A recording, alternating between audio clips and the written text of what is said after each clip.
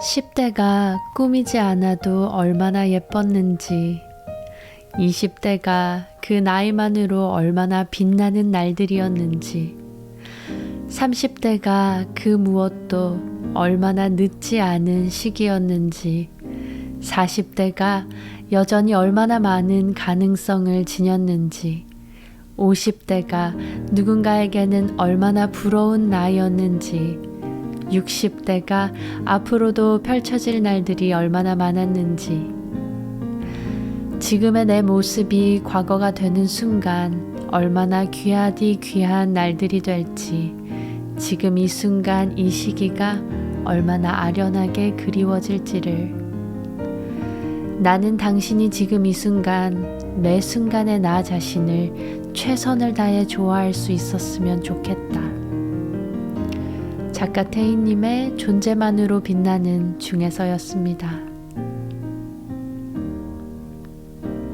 안녕하세요. 6월 첫 오늘의 봄, 지훈이 엄마입니다.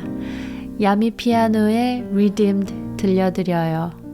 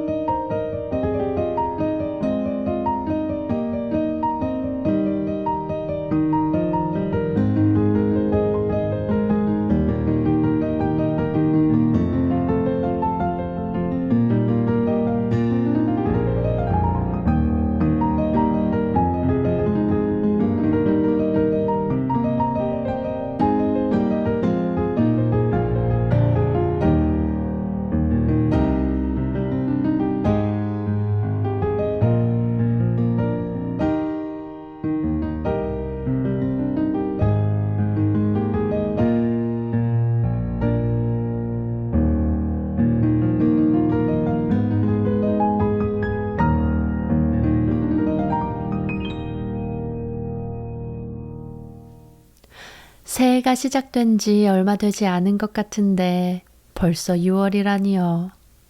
거의 1년의 절반을 보내고 있습니다.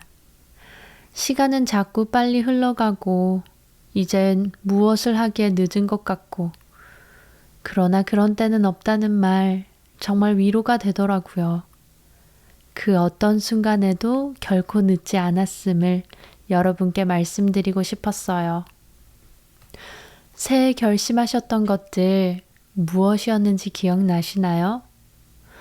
이쯤 되면 기억도 안 나시는 분들 계시죠? 제가 그랬거든요.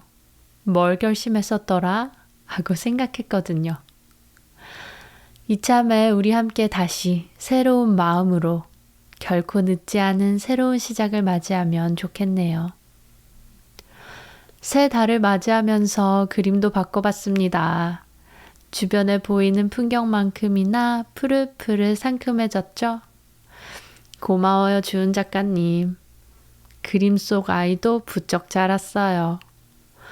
지훈이도 한 주 한 주 낯설 만큼 부쩍 자라고 있습니다. 지난주에 휴가를 다녀왔거든요.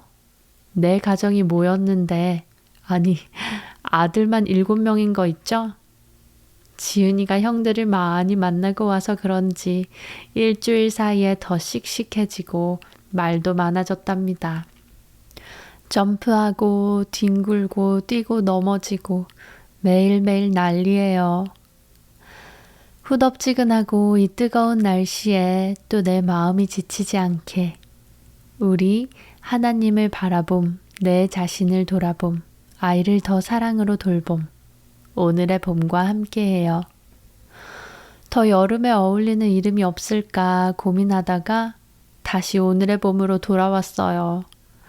봄은 언제 들어도 기분 좋은 단어니까요. 좋은 이름, 더 기발한 이름 생각나시면 추천해 주세요. 오늘의 주인공은 믿음의 아버지 아브라함, 그의 아내 사라입니다. 창세기 12장 1절에서 8절 말씀 읽어드릴게요. 여호와께서 아브람에게 말씀하셨다. 너는 내 고향과 친척과 집을 떠나 내가 지시할 땅으로 가거라. 내가 너를 큰 민족의 조상이 되게 하고 너를 축복하여 내 이름을 크게 떨치게 하겠다. 너는 다른 사람에게 복을 끼치는 자가 될 것이다. 너를 축복하는 자를 내가 축복하고 너를 저주하는 자를 내가 저주할 것이니 땅의 모든 민족이 너를 통해 복을 받을 것이다. 그래서 아브람은 여호와께서 지시하신 대로 롯과 함께 하란을 떠났는데 그때 그의 나이는 75세였다. 아브람이 그의 아내 사레와 조카 롯과 그리고 하란에서 얻은 모든 재산과 종들을 이끌고 가나안 땅으로 들어가 세겜에 모래 상수리 나무가 있는 곳에 이르니 그곳에는 가나안 사람들이 살고 있었다. 그러나 여호와께서 아브람에게 나타나 내가 이 땅을 내 후손에게 주겠다 하고 말씀하셨다. 그래서 아브람은 자기에게 나타나신 여호와를 위하여 그곳에 단을 쌓았다. 그러고서 아브람은 그곳을 떠나 남쪽으로 내려가서 베델과 아이 사이에 천막을 쳤는데 베델은 서쪽에 위치해 있었고 아이는 동쪽에 위치해 있었다. 거기서도 그는 단을 쌓고 여호와께 경배하였다.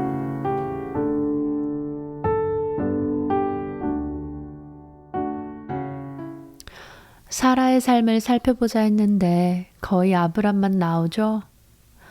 사라는 12장의 앞장, 11장 후반부에 아브람과 결혼하면서 성경에 처음 등장하게 됩니다. 사라의 이름이 원래는 사레였어요. 아브라함의 이름도 원래는 아브람이었죠. 사레 그녀는 데라의 아들 아브람과 결혼했고 자식이 없었습니다. 왠지 자식이 없어 마음고생했던 한나가 생각나네요. 사레와 아브람은 갈대아 우르에서 살고 있었습니다. 갈대아 우르, 그곳은 어떤 곳이었을까요? 문명과 상업의 중심지였던 남부 메소포타미아의 지역이었다네요. 번영하고 부유했던 그곳, 안락한 도시, 그들은 그곳을 떠나게 됩니다. 왜 그들은 그곳을 떠나야 했을까요? 창세기에서의 바벨탑 사건 이후 하나님께서는 당신의 율법을 보존하는 사람을 택하십니다. 그것이 아브람, 사레의 남편이었죠. 그가 더 훈련받기 위해서는 생애 초기에 교제하던 것들로부터 분리되어야 했답니다. 그래서 그 가족들은 갈대아 우르를 떠나 몇 달에 걸친 여행길에 오릅니다. 그리고 하란 땅에 정착하게 되었어요. 원래 목적지인 가나안까지는 가지도 못했답니다. 믿음의 여인들이라는 책에는 그 여행길이 약 1000km 정도 되었다고 하네요. 620마일 정도인데요. 지난주 제가 켄터키에 있는 노아의 방주 센터에 갔다 왔거든요. 여기서 차로 한 10시간? 650마일 정도 되었는데 그 정도의 거리를 온 가족과 가축들과 함께 걸어갔다고 생각하면 될까요? 어마어마하죠? 그들은 아브람의 아버지 데라가 205세의 나이로 죽기까지 그곳 하란에 정착해 오랜 기간 생활하게 됩니다. 갈대아 우르에서의 만큼은 아니었지만 시간이 지나 어느 정도 정착해 생활하고 있던 그들이었어요. 그러나 오늘 말씀 속 하나님께서는 그런 아브람에게 다시 나타나서 지시하시네요. 아브람이 75세가 되는 해에 아내 사레 그리고 그의 조카 롯과 함께 또다시 길을 떠납니다. 후에 창세기 17장에서 아브람이 99세 때에 나타난 하나님께 90세의 사레에 대해 얘기했으니 그들은 9살 차이였을까요? 그렇다면 다시 떠날 당시 사례는 66세쯤 되었겠네요. 지금 들으면 할아버지 할머니쯤으로 보이는 숫자이지만 아브람의 아버지 데라가 205세의 나이로 죽었던 걸 생각해보면 인생의 한 절반쯤, 그것보다 좀 더 젊은 시절, 아직 한창의 때라고 보면 되지 않을까 싶어요. 그들은 다시 여행을 시작하여 가나안 세겜 땅으로 들어가게 됩니다. 그리고 좀 더 내려가 베델과 아이 사이의 땅에 천막을 쳤네요. 와, 말만 들어도 피곤하지 않으세요? 1000km, 아니 그 이상을 떠도는 삶과 여행. 정말 쉽지만은 않을 것 같아요.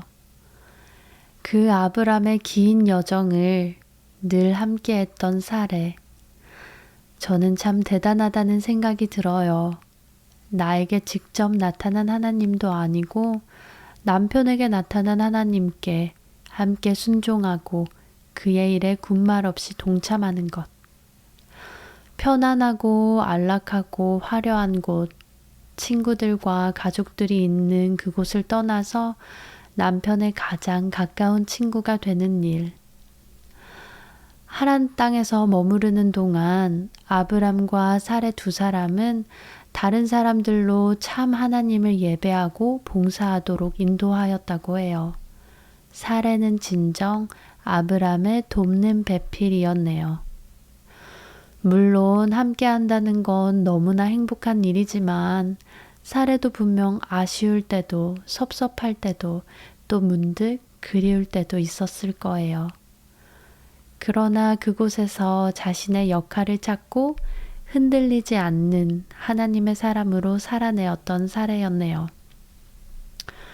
저도 목회자를 만나 결혼하면서 일평생 이동이 많을 줄은 알았지만 내 생에 이런 대이동이 있을 줄은 몰랐었죠. 물론 감사하게도 이 나라 저 나라 다녀보고 살아볼 기회가 있었어서 힘들진 않았지만 한 번도 살아보지 않았던 땅, 큰 바다 건너에 미지의 세계, 미국으로 건너오면서 얼마나 질문이 많고 의견이 많았는지 몰라요. 날씨는 어떤지, 옷은 어떻게 챙겨야 하는지, 어떤 집에서 어떻게 살 건지, 뭘 먹고 사는지, 한국 음식은 있는지 없는지, 심지어 딸기가 있는지까지 물어봤었죠.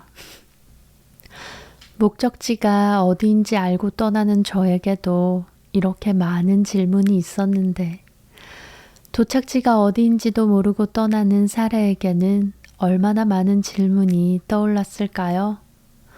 그러나 그녀는 하나님을 의지하고 또 그 하나님을 믿는 남편 아브람을 존중했네요. 한 남자를 만나 결혼해서 친정과 내 삶의 터전을 떠나 남편의 삶에 함께한다는 일.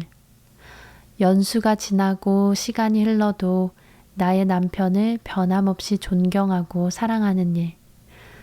너무나 당연한 일이지만 분명 모본이 되고 도전이 되네요. 제가 금쪽 같은 내 새끼 자주 보는데요. 이런 말을 하더라고요. 부모의 위치에서 부모가 해야 할 사랑의 형태가 있는데 중요한 건 말투가 아니라 진심이라고요. 내가 무뚝뚝한 사람이라면 우와 어머머 이런 호들갑 떨지 않아도 된다고요. 진심은 진심을 담아 잘 전달해야지 일심동체라는 말 없답니다. 어차피 모든 인간은 이심이체라서 진심은 전달하지 않으면 알 수 없고 표현하는 것이 가식은 아니니까요. 그런데 이상하죠? 왜 그 말을 보면서 내 아이가 아니라 남편 생각이 났을까요? 연애할 때 신혼 때까지도 그리 좋아 죽네 마네 했으면서 결혼해서 살다 보니 또 표현이 부쩍 줄기 마련이죠. 어련히 알겠거니 하면서요. 근데 어련히 알겠는 건 없답니다. 표현해야 안다는 거죠. 내가 그대를 존중하고 사랑하고 응원하고 있다는 것. 아마 아브람도 긴 여정 동안 지칠 때도 있지 않았을까요? 그때마다 사례는 옆에서 큰 힘이 되었을 것 같아요. 오늘 저도 하나님이 허락하신 나의 사람, 내 남편을 더 응원하고 사랑한다 표현하는 하루를 보내야겠네요. 옆에 있는 남편에게 새삼스럽게 카톡 하나 보내봐야겠어요. 여러분도 내가 사랑하는 누군가, 아끼는 누군가에게 작더라도 진심을 담은 표현을 해보는 하루를 보내면 어떨까요? 그리고 여러분의 적용과 결심 댓글로 많이 나눠주세요.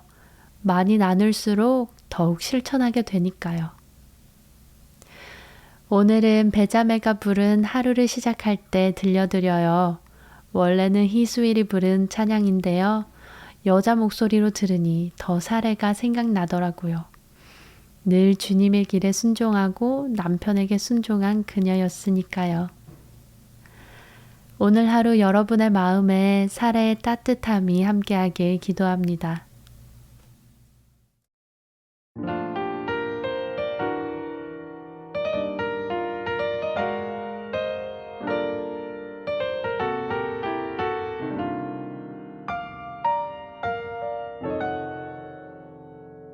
하루를 시작할 때 어려움을 만날 때 말할 수 없는 고민도 주님께 물어요. 주님 어디로 갈까요? 주님 어떻게 할까요? 주님 음성을 따라 나는 걸어가지요. 순종의 걸음마다 평안이 깃들고 내가 생각지도 못한 주의 뜻 이루어지니 지쳐있던 내 맘에 새 힘이 솟아나지요. 순종의 기쁨을 누려요.